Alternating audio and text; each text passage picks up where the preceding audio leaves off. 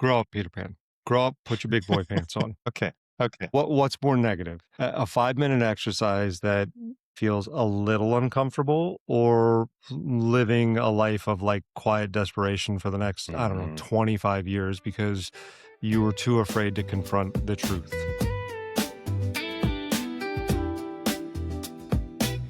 What's going on, everyone? Welcome back to the Fitz Franson Show. That's Franson. And he's Fitz. This is the show where we talk about leadership, business, growth, and what it actually takes to build something that lasts. Without all that fluff, we're not here for the motivation that fades in a week. We're here to talk about the mechanics of real change. Yeah, Fitz, you and I have both been talking about this guy we've come across lately, Chase Hughes. It's timely that we've recently been introduced to him, if I'm being honest, because we're in that part of the year where everyone is either fired up or already feeling like they're falling behind. Exactly. I couldn't help but think the same thing when we started watching his videos. The reality is most of the advice that we find out there is really kind of that same old stuff. It's set smart goals, be disciplined, use willpower. But what if that's the very system that's broken? Franson, today I was hoping we could dive into the idea of willpower in itself. In our last few episodes, we touched on willpower and hustle. The truth is, although they're good to have and they're powerful, maybe they're not enough. In fact, willpower may even be the villain of the story at times. Villain of the story. That's a big statement. Talking about willpower, it's a common conversation that I have with coaching clients on a regular basis. Is trying harder isn't enough. We go back and forth about, hey, let's just get this done this week, and they come back and it isn't done, and they're like, I don't know what's going on. It's a regular thing to talk about.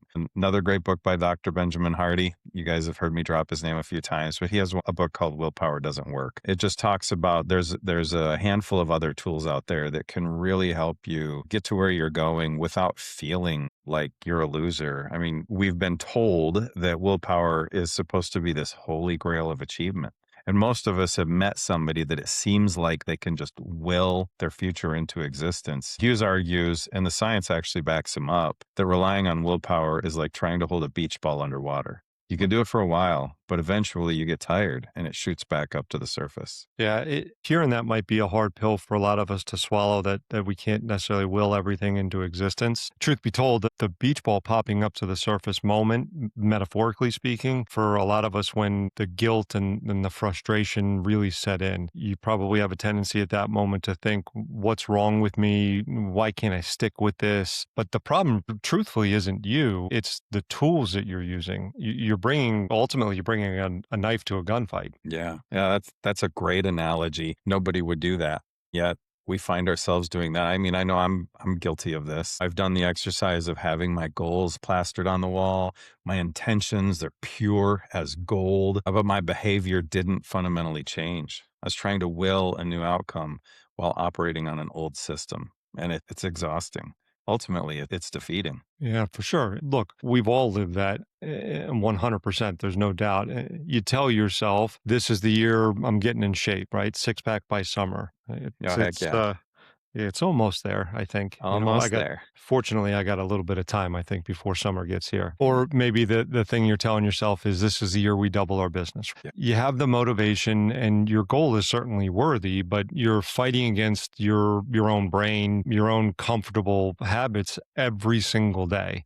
It's truthfully a war of attrition that you're almost guaranteed to lose. It's definitely a losing battle because you're fighting the logical, conscious part of your brain against the deep-seated, emotional, survival-driven part. And as we're about to dive into, that's a battle you can't win with sheer force. Yeah, for sure. Franson, let's get into it here. So let's talk about this guy that we brought up earlier, Chase Hughes. For those of you that don't know, he's not your typical self-help guru. This guy, he spent 20 years in the Navy becoming a leading expert in behavioral science and interrogation. His job was to understand and influence human behavior at the highest, most critical levels. Yeah, exactly. He wasn't trying to help someone sell more widgets. He was dealing with slightly more elevated stakes. Hold on, wait a minute. Just so we're clear here, you're telling me life or death situations in like the Special Forces, Jay, is more intense than selling coatings or bathrooms, from somebody that tells me they're not buying anything today? Have you ever been in one of those scenarios, Jay? Oh, man. Yes, Fitz. Truly. What you salespeople do is not that difficult.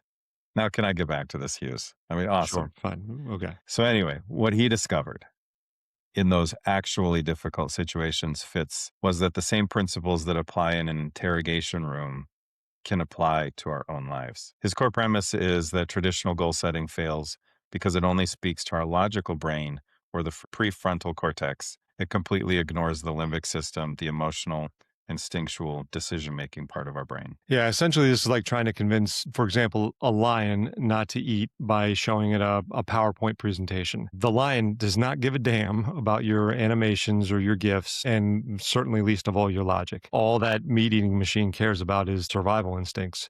And our brains are really the same way. You can't just tell it to change, you have to make it feel the need to change. Yeah, and that brings up what I think both of us pointed to as the single most powerful concept we took from his work. The best part is, it's something you can do the second this episode is over. It's the idea of defining your dream and your nightmare. I was really excited about it. It's definitely one of the more exciting concepts I think that I've been exposed to recently. And truth be told, I think it's super simple. It's not necessarily easy, but simple in the thought process at least.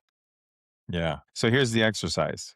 You take out a piece of paper and you write down in vivid, excruciating detail two things. First, the dream. What is your ideal, perfect outcome? What does your life look like, feel like, smell like if you achieve that goal? Don't just say, I want to be healthy. Describe the feeling of waking up with energy, the confidence you have, the clothes you wear, the activities you can do with your kids, and make this list long. 100%. You have to make it feel real for your brain. You have to essentially be able to live that experience when you close your eyes, like be in that moment as if you've achieved that dream at that point in time. But here's where I thought it got really powerful. And this was the part, Franson, that I truly love. The second thing you write down is that nightmare. What happens if you do nothing? What does your life look like in 1 year, 5 years, 10 years if you stay on the exact same path you're on today?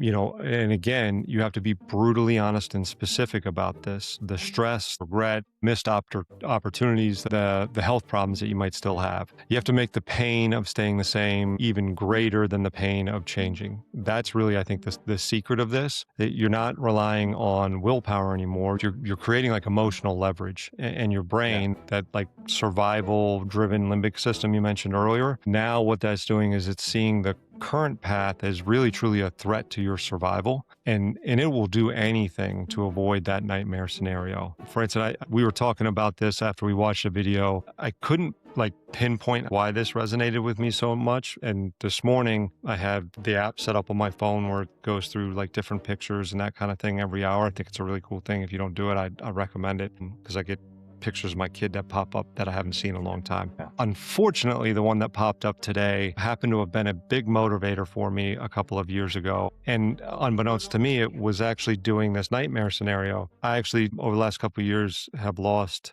it's almost 90 pounds. And Excellent. Great job. yeah, thank you. And it started a couple of Father's Days ago. We went out on my father-in-law's boat and was playing in the water with my kid. At the time, he was, I think, 5. Yeah, 5. And my wife took a picture, right? And a happy moment, was really cool. And it was a happy moment until I saw the picture and I went, holy hell. There's a whale eating our kid. Yeah. And look, I mean, that nightmare scenario couldn't have been any more vivid than a high definition iPhone camera photo of my fat ass in the water. And I just was like, I cannot be that fat dad anymore. Right. And, truth be told, I looked at that picture every single morning at 4:30 from that day forward when I was getting up to go work out. When that was my North Star. I didn't know it at the time. I hadn't heard this concept until recently. And I ran as hard as I could away from that. I'm not done yet. I still got a ways to go yet, but it was a motivator. There's no doubt about it. Yeah. Yeah. A lot of people, they stay where they're at because what they know is more comfortable than what they don't know. There's fear around the unknown. And this is a great example of name the nightmare and let the nightmare be your current situation, and then name what it could become. And this isn't just tough guy talk. We're not like, oh, nightmares, tough guy. There's a lot of incredible science behind this. A researcher named Gabrielle Utingen at NYU has spent her career studying this. She calls it mental contrasting. Her research found that people who only visualize the positive outcome are often less likely to achieve their goals because their brain gets a little dopamine hit and feels like it's already done the work. But when you contrast the dream with the real obstacles, that nightmare that we're talking about, your brain gets energized to act. It creates a sense of urgency. And that's powerful. That sense of urgency and that extra dopamine that you need to get there, I think is a big deal. It's a complete reframing. I think when you look at it from that perspective, it's not that you stop running towards your goal. You're still doing that, and you're not shifting to like solely running away from something. Instead, you really get to do both. And I think that's what I was going through and what I've been going through for the last couple of years. You get a clearer picture of what you're running to, and at the same time, what you get to start running away from, who you no longer want to be, what your future self would no longer stand for, so to speak. In a way, like we've mentioned, that nightmare becomes your North Star. It's the direction that you are headed, or at least headed away from. It gives you direction, and it really fuels that motivation, especially if that motivation starts to fade. It's kind of like refilling the tank, so to speak. It's great. So once you have that emotional fuel, you need a system to build the new habits. And Hughes provides a framework for this that's called the FEAR formula. Love acronyms. It's an acronym for focus, emotion, agitation, and repetition. Yeah, and I'm a big acronym guy too. Helps my big dumb brain remember things. There's no doubt about that. Let's break that down for our listeners, though, Franson. Focus. Focus means keeping the new habits and the nightmare front and center. So put it on your mirror, your dashboard, wherever you're going to see it every single day. That's important. Motion is what we just talked about, linking it to that deep primal drive that you have somewhere deep inside you. Agitation is about disrupting your environment, break your patterns in some way. If you always sit on the same side of the couch, for example, to watch TV, switch sides. It might sound small, but it forces your brain out of that autopilot that we all find ourselves in from day to day. And finally, that last one there is repetition. What you have to do is you have to drill the new behavior until it becomes automatic and it replaces those old ones. Yeah. Repetition is so important, and making that repetition consistent. People are like, oh, it takes 30 times to change a habit. Well, it's 30 times within a condensed amount of time. If you do something different 30 times over 30 years, that's not going to change a habit. You need to be deliberate and specific. So that's great. And this all ties into another concept that Hughes talks about, which is the dopamine map. Dopamine is that molecule of motivation. We've seen it on social media and other places where they talk about chasing that dopamine. And to be honest, all of us get it from different things. Social media, the doom scrolling, food. I got to tell you, Fitz, I love nachos and I love cookies. That's hitting me right now. This is why we can't hang out all that often. Yeah. All right.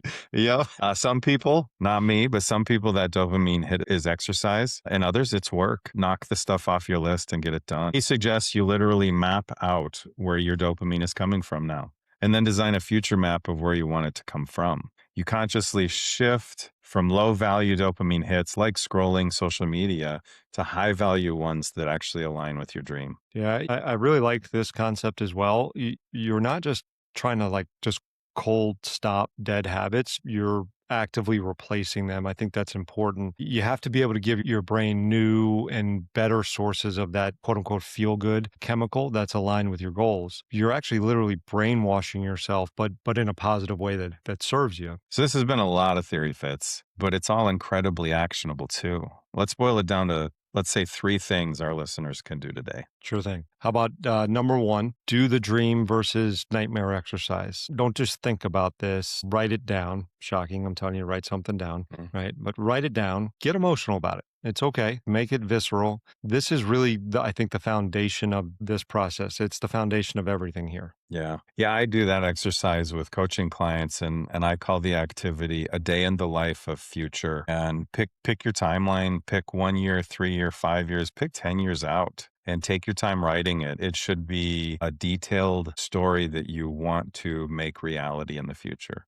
So love that.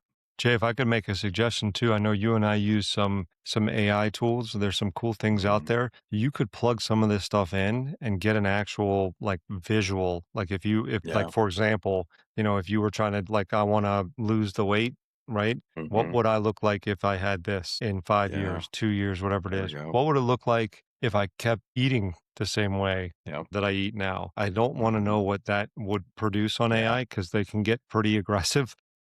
But that would be a hell of a nightmare scenario. Oh, man. Yeah. Give me an image where I need to lose 200 pounds. Oh, Oh, gosh. yeah. That'd be tough. That's funny that you brought up AI. So I have a couple of teenagers in the house, and one, he's my golfing buddy, and he can outdrive me. He's young and fit and flexible, but he has a buddy that can drive it consistently 300 to 320 yards. Mm, And my son's driving like 270, 280. Not bad, right?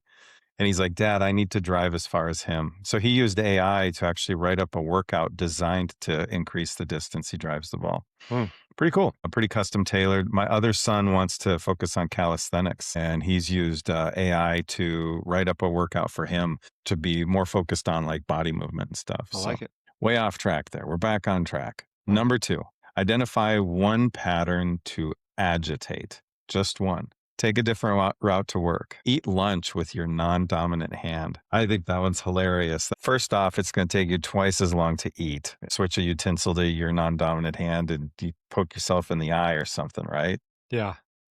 Do something small to shake your brain out of its comfortable script. This builds the muscle of intentional change. Yeah. Last one for the listeners out there, number 3 here. Map your dopamine. For one day, just be aware of what you're reaching for when you're bored or stressed or looking for maybe that little reward, right? Mhm. Yeah, I would venture to Mhm. guess for a lot of us out there, it's that. I am probably more guilty than most of that myself. And look, there's no judgment on this, and I would tell you, don't beat yourself up about this too. This is just an awareness thing. Just notice it. Yeah. Sometimes just that noticing it makes you realize how often and maybe even how detrimental it could be to your progress to whatever it is you're trying to work towards. That awareness is really your first step into changing pattern behavior, whatever it is that might be holding you back from your goals. It's just about that Yeah. awareness. Yeah, I love that. When I onboard a new coaching client, I preemptively say change is hard. We all know it's hard. But then I say I give you permission to notice the behaviors that you want to change. I actually don't want you to change them. And they're like, "What? I got to change. I got to go. I got stuff to do." I say, "Yeah, but we don't want to do that yet. We want to notice. So just start noticing it first. Once you've got that map written out where the dopamine comes from. It might be that, a lot of us work from our phone. So it might not be the phone. It might be specific apps on the phone. It might be, the walk into the fridge when you don't need to walk to the fridge, something like that. But map those dopamines out and just give your permission to notice. You don't need to change it yet. You need to notice it. Mhm. So, Fitz, we might have a few listeners out there who have tuned in today and maybe thinking to themselves, this sounds kind of intense. Writing down a nightmare scenario, that's pretty harsh and negative. What should we say to those listeners? Grow up, Peter Pan. Grow up, put your big boy pants on. Oh, okay. Look, Okay. all right. Look, what's more negative? A 5-minute exercise that maybe feels a little uncomfortable, or living a life of like quiet desperation for the next, I don't know, Mhm. 25 years because you were too afraid to confront like the truth, right? The reality of it is if there's something holding you back from your goals, a little bit of discomfort now for your future self is worth it. That's good. Can't stay in Neverland forever, Fitz. I like it. Yeah. So I want to make sure the message isn't lost today. We started this by saying that willpower is the villain. That doesn't mean the alternative is laziness. The alternative is a smarter, more effective system that works with your brain instead of against it. So here's the challenge for you listeners out there. We challenge you to be honest with yourself. We challenge you to write down that nightmare because your goals don't give a damn about your comfort. Mhm. Your future does not care about your feelings. The only thing that matters is what you do. And the system, or this system rather, is about creating the emotional and psychological fuel to do the hard things that need to be done. Yeah. And that's it. Stop trying to outdiscipline your own biology. Start using it to your advantage. So thanks for tuning in. If you got something out of this, do us a favor. Share it with, one other person you think this might help. And if you didn't get something out of this today, I don't know what to tell you. Maybe listen a little bit better next time. Jay, always a pleasure, sir. Likewise. We'll see you next time on the Fitz and Franson Show. Happy hunting, everybody.